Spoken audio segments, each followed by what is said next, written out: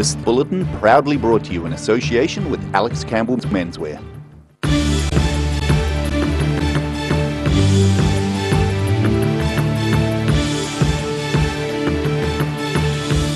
Tonight on The South Today, one of Dunedin's water treatment plants finally has crystal clear water after more than 20 years of work. One of the Otago Regional Council's new councillors makes his presence felt during his first meeting. And another fire in Invercargill, and this one claims a life, prompting a reminder about fire dangers.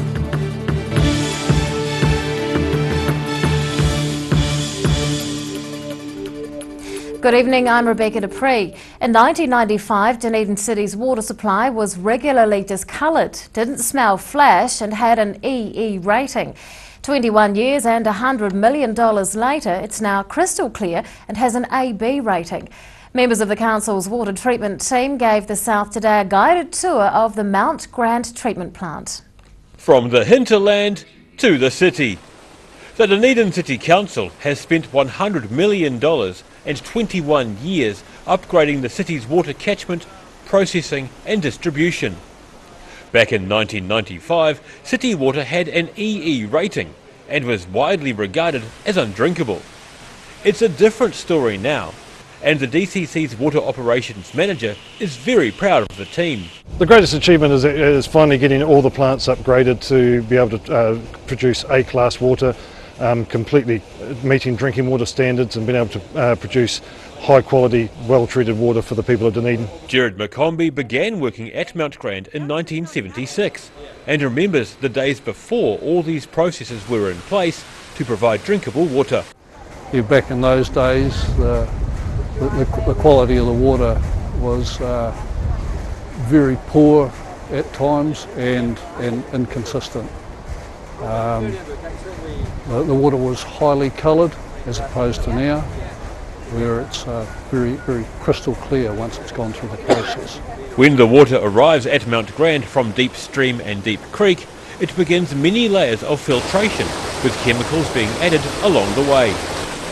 DCC Water Treatment Team Leader Derek Crawford outlines some of the processes. The water passes across here to the DAF process, which stands for Dissolved Air Flotation. Just prior to the water passing into the DAF process, chemicals are added to create flock particles. The flock particles attract colour and turbidity and just give some substance to be extracted from the water.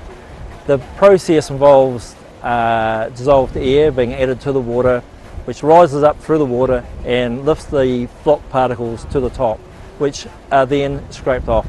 He says the multi-level filtration process is one of the recent additions to the plant. The process has taken 21 years as the council has not wanted to disrupt the supply of water to Dunedin residents. Chris Henderson says there is still more work to be done. The plant produces A-grade water, but it's down to a B grade when it comes out of the tap in some areas, due to the age of some pipes. Henderson says their aim is for AA rated water for all of Dunedin within 5 to 10 years. Daryl Baser, The South Today. The Department of Conservation is suspending its use of Robinson helicopters. The decision follows the deaths of two men whose Robinson 44 crashed in Northland on Monday. Robinson helicopters are widely used in the south.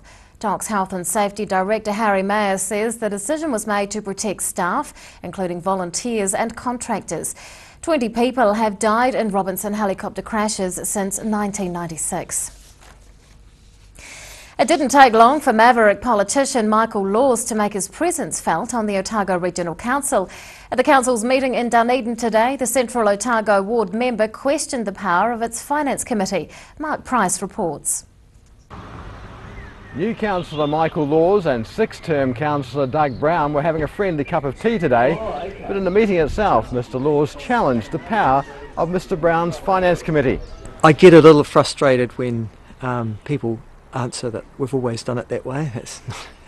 That's just no answer at all. And I think the Otago Regional Council needs to align itself into conventional practice, which is that your policy and your strategy people drive your overall ambit and operation of your organisation, and then the other committees just simply support it. The end result was a recommendation to review the Council's committees next June, something Mr Brown says he's comfortable with. Yeah, I think probably we need to look at it afresh, which I'm quite pleased the motion is for to have a review next June is a good idea, but I think apparently the councils do this in lots of different ways, and quite often the annual plan and long-term plan process actually comes through the stakeholder engagement committee. So I guess at the end of the day it's just all about making sure we do the work regardless of what committee it comes through. Yep. But the debate is a sign of what may be to come now Mr Laws has a seat on the council. I came here to reform this organisation. I didn't come here to defend the status quo. I've been sent to reform it. Dunstan sent both Maggie Lawton and I to do exactly that function, and that's what we're going to do. Other business attended to today was the setting of councillors' remuneration. I'm Mark Price for the South Today. An Australian tourist has been convicted of an alcohol-fuelled rage. William Ronkovich drank a bottle of vodka before flying into an 8-hour rage in Queenstown. He assaulted 3 police officers, bit another man, spat saliva and blood, and threatened to kill police and ambulance staff on the 8th of August. He's been fined $650 and sentenced to 160 hours of community work. Queenstown District Court Judge Christina Cook said the 25-year-old had been asleep on a sofa at a backpackers and flew into a rage after being woken. The 4th fire in Invercargill in a week has resulted in a man dying. Investigations into the cause of the blaze are ongoing at the scene, but fire officers are using this opportunity to remind the public about the dangers of fire. At 1:10 this morning, emergency services were alerted to a fire on Tramway Road in South Invercargill. Upon arriving, they found the fire was well underway at a block of 5 flats. They attempted to enter and rescue one man who was trapped in one of the flats, but when they got to him, it was too late. Fire officers in Southland are hoping this will remind the public to be vigilant against the threat of fire. It's a very graphic example of how things can go so terribly wrong. We have had a number of incidences of fire. There's a number of different reasons that we've hit these fires. There is no particular pattern as to the last fires in the last week anyway. There is no particular pattern that's shining through with them. They're all very, very individual fires. The man who died was not a resident of the flat but was known to the occupant. Neighbours are shaken up by the incident. They didn't want to talk on camera but told the South Today the fire kept them up all night worrying. Chalmers says fires like this have a significant impact on the community. So this is a real blow for our community. It obviously has a very, very personal effect on people that are related to the deceased, people that have known the deceased, and that community itself. It's quite a traumatic thing to go through. It's not known if there were working smoke alarms in the building or how this morning's fire was started, but Chalmers says this should serve as a reminder for the public to make sure they have working smoke alarms and keep watching their food when they're cooking. He says these are the main contributors to fatal fires. We're looking at how we can better reach out to that area of our community and ensure the safety of everybody else in that area with providing smoke alarms, fire safety advice, and ensuring that people are actually looking after themselves as well. He says the next steps forward will need to be from the community, making sure their friends and whānau are as safe as possible. Ruby Spink, The South Today. Still to come on The South Today, a new councillor takes on the chair of one of the ORC's most important committees, and we'll find out why West Harbour children have been painting buoys.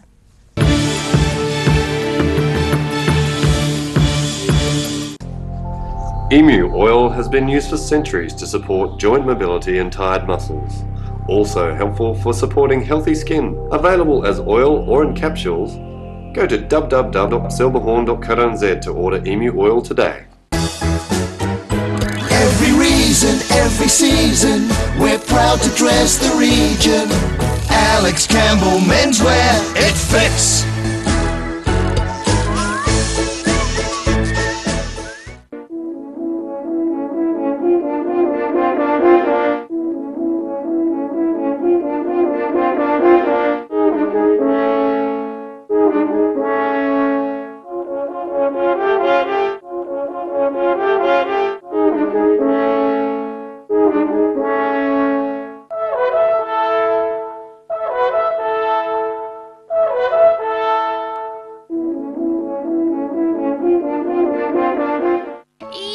Sunny chin. Neck, shoulder, back, sciatica, pain specialists. Innovative tools specifically designed to contour your grooves of depletion and excess muscle buildup. Sunny chin. It works. The 2016 Dunedin Relay for Life will be held on the 19th and 20th of November at Forsyth Bar Stadium. The event will be full of fun, entertainment and team spirit.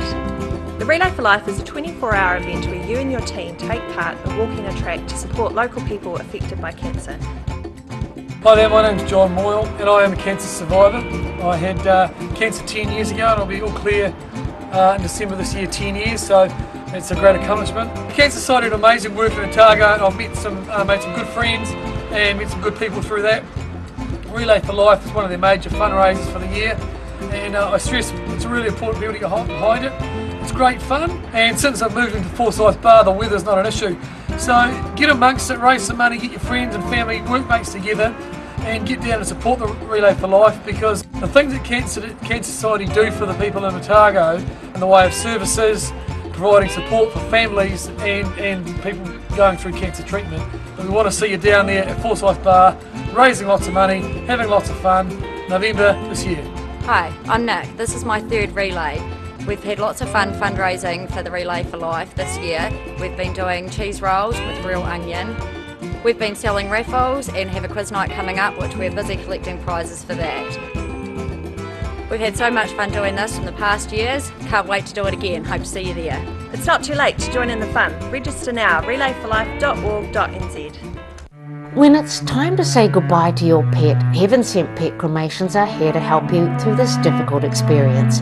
Call Heaven Sent Pet Cremations today for their care and guidance. Phone 489 2274.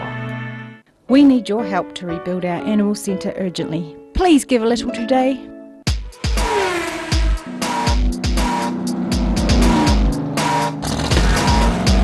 Put your seatbelts on for this one and rev it up. Thursday night is Motorsport Night. Proudly brought to you by multi-award winning Garador.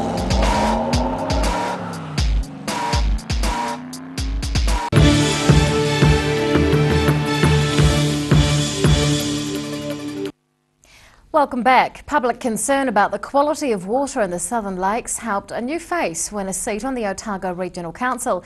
Dr Maggie Lawton of Wanaka is now chairing one of the Council's most important committees. She's taken on the chair of the Technical Committee, which is responsible for analysing and developing the Council's scientific and technical information. Mark Price reports. Dr Maggie Lawton is a newbie on the Otago Regional Council, now taking a key role. As four-term councillor Sam Neal pointed out, new councillors normally serve a 3-year apprenticeship before gaining higher honours. Dr Lawton, though, is not fazed by her new role.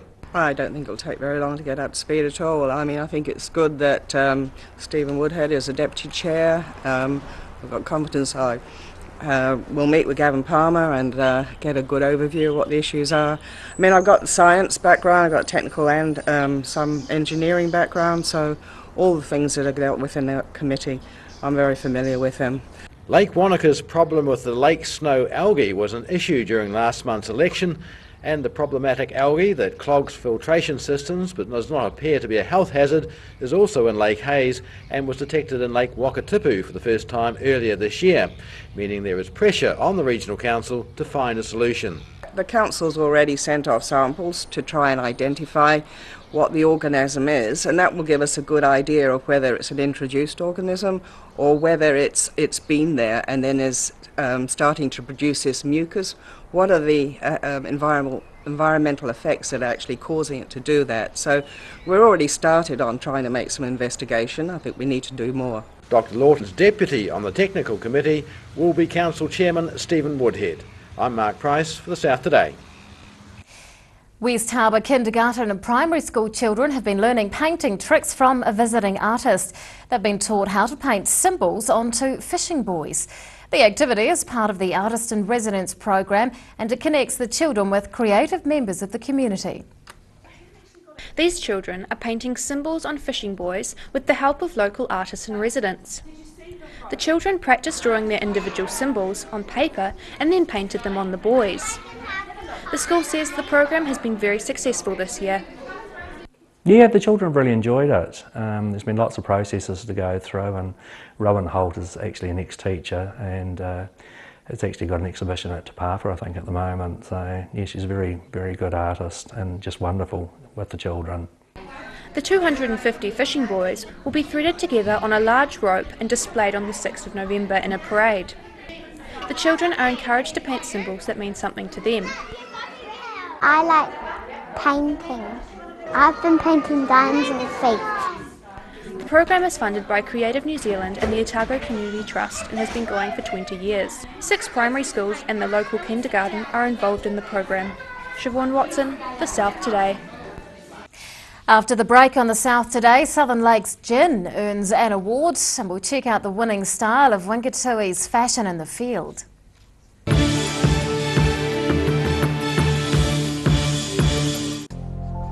Emu oil has been used for centuries to support joint mobility and tired muscles. Also helpful for supporting healthy skin. Available as oil or in capsules. Go to www.silverhorn.co.nz to order emu oil today.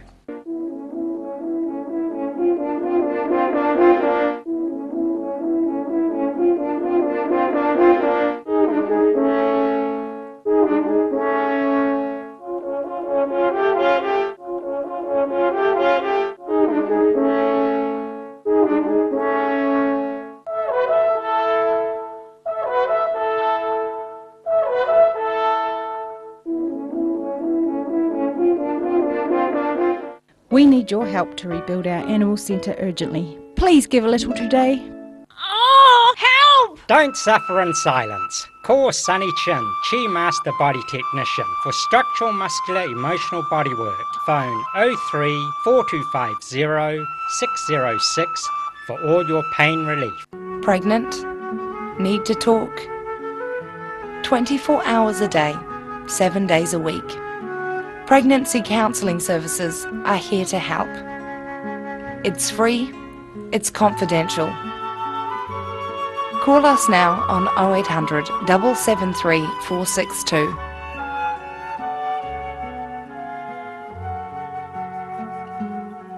The 2016 Dunedin Relay for Life will be held on the 19th and 20th of November at Forsyth Bar Stadium. The event will be full of fun, entertainment and team spirit. The Relay for Life is a 24-hour event where you and your team take part in walking a track to support local people affected by cancer. Hi there, my name's John Moyle and I am a cancer survivor.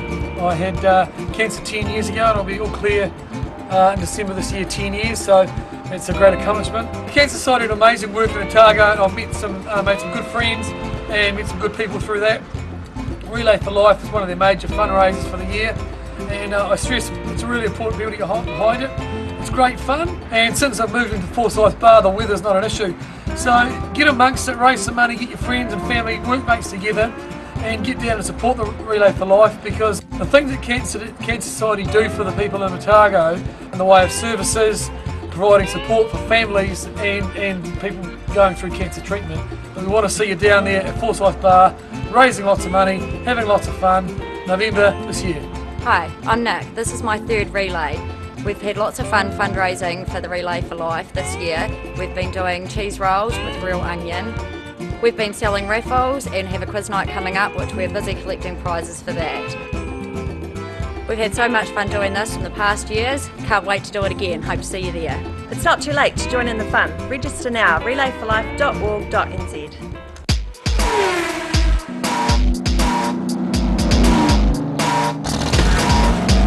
Put your seatbelts on for this one and rev it up. Thursday night is Motorsport Night. Proudly brought to you by multi-award winning Garador.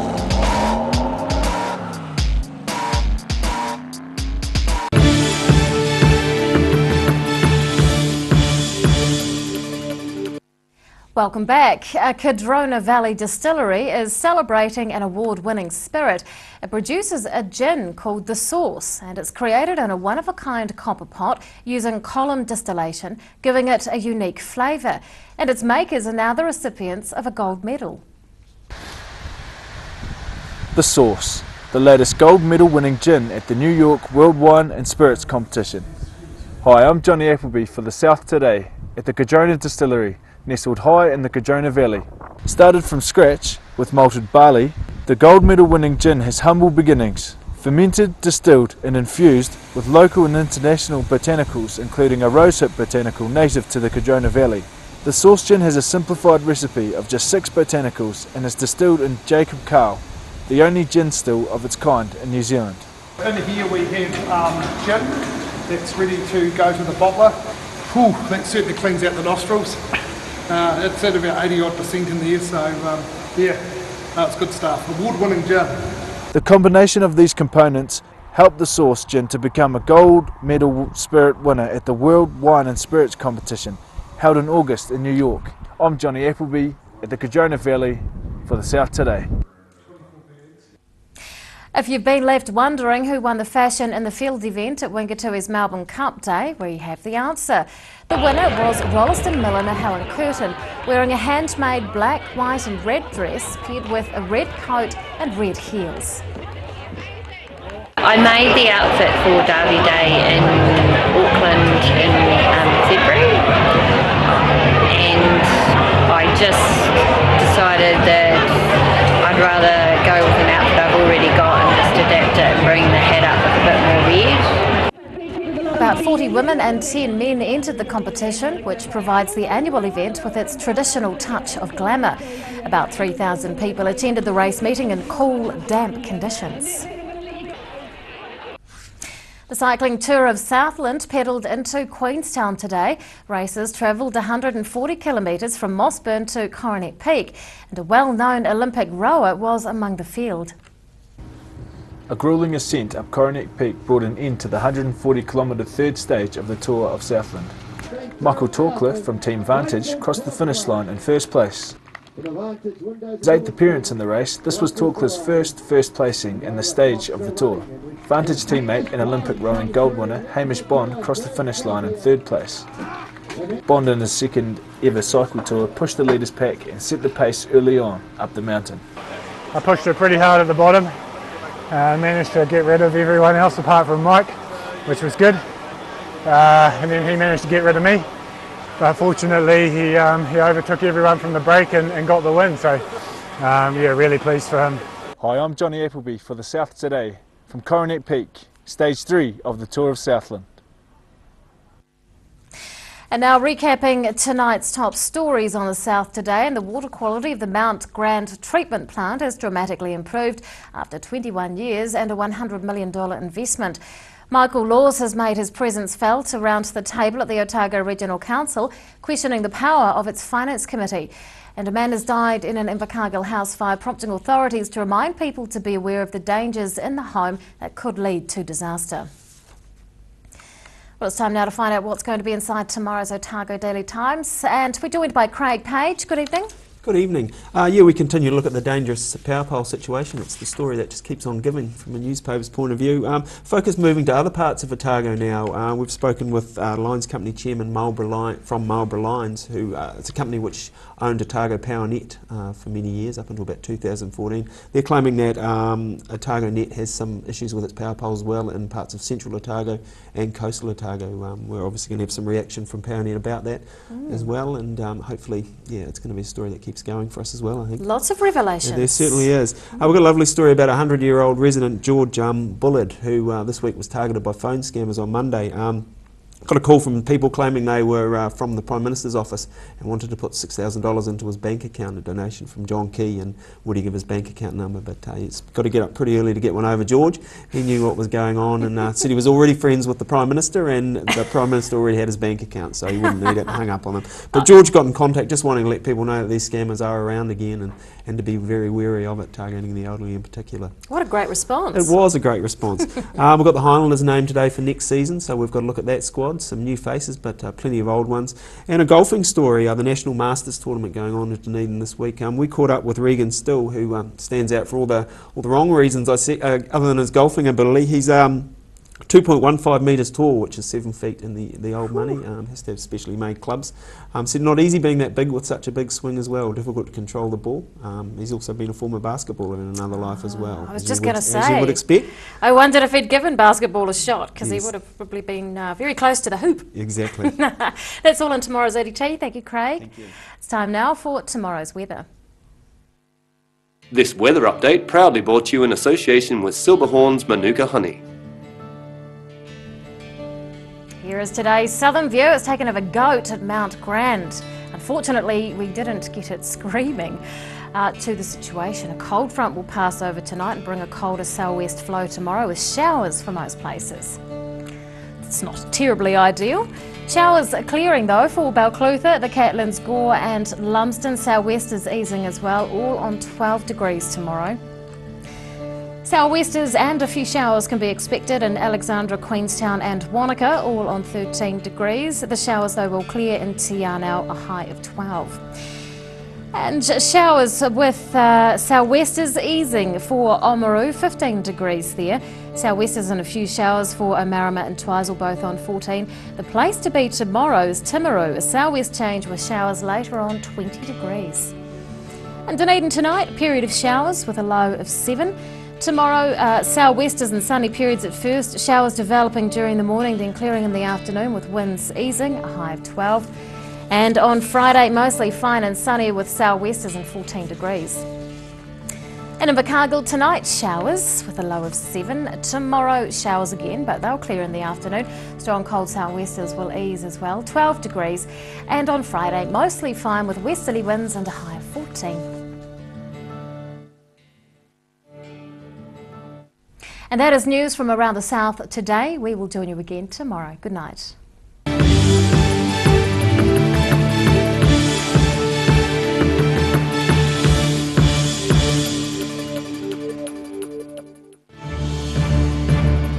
This bulletin proudly brought to you in association with Alex Campbell's Menswear.